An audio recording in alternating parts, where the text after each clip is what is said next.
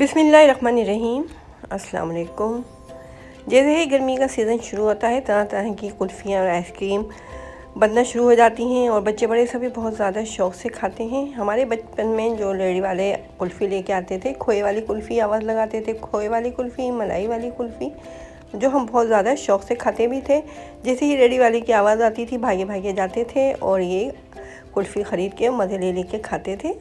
तो आज हम आपके साथ शेयर कर रहे हैं वही बचपन वाली रेडी वाली मलाई कुल्फ़ी की रेसिपी, जो कि हम बना रहे हैं सिर्फ 1 लीटर दूध से। इसके अंदर ना ही हम डालेंगे क्रीम, ना ही कंडेंस मिल्क डलेगा इसके अंदर, और ना ही हम इसके अंदर डाल रहे हैं कोई मिल्क पाउडर वगैरह। सिर्फ 2 चीज़ों से बनाएंगे हम ये बहुत ही मज़ेदार हमारी बचपन वाली मलाई कुल्फ़ी की रेसिपी। तो 1 लीटर दूध ले लिया है हमने और इसको बॉयल कर लिया है, और साइडों में इसके जो मलाई वगैरह जम रही है उसको हम स्पैचुला से अलग करते जा रहे हैं और दूध में डालते जा रहे हैं। तो दूध को पकते हुए तकरीबन 10 मिनट हो चुके हैं। अब इसके अंदर हम डाल रहे हैं आधे कप के करीब चीनी, और चीनी को डाल के भी पकाएंगे जब तक कि चीनी मेल्ट नहीं हो जाती है हमारी। इतनी देर तक इसको पकाना है। मीडियम फ्लेम पर ही दूध को रखा हुआ है। इस वक्त हमने खुला हुआ फुल क्रीम दूध यूज़ कर रहे हैं हम इसके अंदर। अगर आप चाहें तो टेट्रा पैक वगैरह का जो दूध होता है वो भी इसके अंदर इस्तेमाल कर सकते हैं। तो दूध हमारा पक रहा है। इतनी देर में हम ये कॉर्नफ्लोर की स्लरी तैयार कर लेते हैं।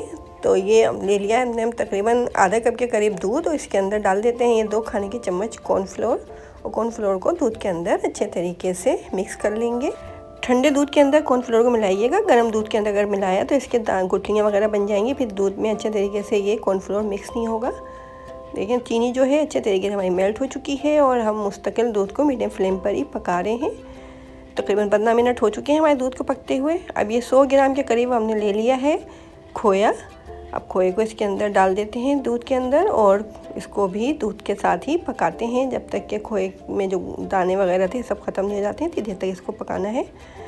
तो तकरीबन 10 मिनट तक हमने खोए के साथ दूध को पकाया था। अब ये जो कॉर्नफ्लोर की स्लरी हमने तैयार करके रखी हुई थी ये दूध के अंदर डाल देते हैं, और स्पैचुला को चलाना शुरू कर देते हैं जल्दी जल्दी, ताकि कॉर्नफ्लोर की गुठलियाँ वगैरह नहीं बने दूध के अंदर।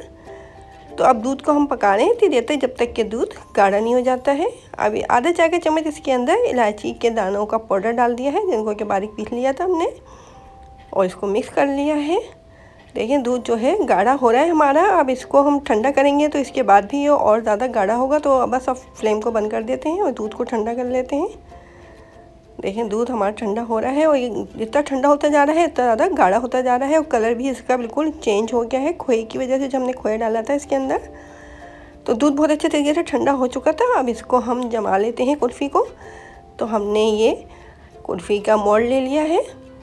इसके अंदर दूध का जो हमारा ये बैटर है इसको डाल देते हैं। बहुत ही मज़ेदार सी यमी सी हमारी बचपन वाली ये मलाई की कुल्फ़ी रेडी होगी इंशाल्लाह। तो अगर आपको मलाई कुल्फ़ी की रेसिपी पसंद आ रही है और आप चैनल पे नए भी हैं और अभी तक चैनल को आपने सब्सक्राइब भी नहीं किया है, तो जल्दी से हमारे चैनल को सब्सक्राइब कर दीजिए और बेल आइकॉन के बटन को ज़रूर दबाया करें। इससे फ्यूचर में हम जितनी भी रेसिपीज़ अपलोड करेंगे वो आपको बआसानी देखने को मिल सकेंगी। जो बेटर था हमारा दूध का, ये कुल्फ़ी के मोल्ड जो थे हमारे इसके अंदर डाल दिया है। अब जो बेटर हमारे पास बच गया है ये आइसक्रीम का पैन है, इसके अंदर डाल देते हैं। देखिए इसका टेक्सचर कैसा हो रहा है, बिल्कुल जैसे बाज़ार वाली मलाई कुल्फ़ी होती थी उसी तरीके का लग रहा है बिल्कुल ये। तो अब इसके ऊपर प्लास्टिक की शीट लगा देते हैं ताकि इसके अंदर एयर नहीं है और ऊपर इसके बर्फ़ वगैरह नहीं जमे।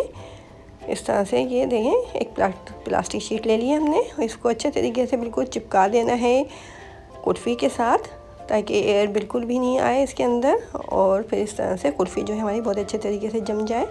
अब इसको फ्रीज़र में रख देते हैं तकरीबन 7 से 8 घंटे के लिए, या फिर ओवरनाइट के लिए रखना चाहते हो तो ये बेस्ट है। तो इन दोनों चीज़ों को फ्रीज़र में रख देते हैं जमने के लिए। तो तकरीबन 7 से 8 घंटे तक हमने इनको फ्रीज़र में रखा था, और ये कुल्फ़ी जो है हमारी बहुत अच्छे तरीके से जम चुकी है। देखें ये प्लास्टिक शीट हटा देते हैं। लुक वाइज बिल्कुल परफेक्ट सी लग रही है हमारी ये कुल्फ़ी। इसको निकाल लेते हैं हम ट्रे के अंदर। ऊपर से इसके बारीक कटे हुए बादाम डाल दिए हैं। अब इनको हम कट कर लेते हैं। देखें लग रही है ना बिल्कुल ये बाज़ार वाली कुल्फ़ी जो हमारे बचपन में रेडी वाले लेके आते थे। तो बहुत ही यमी सी हमारी ये मलाई कुल्फ़ी रेडी हो चुकी है। ये बादाम हमने जो डाले हैं ये ऑप्शनल है, अगर आप डालना चाहें तो डालें, नहीं तो इसके बगैर भी ये कुल्फ़ी बहुत ज़्यादा यमी सी बनी है।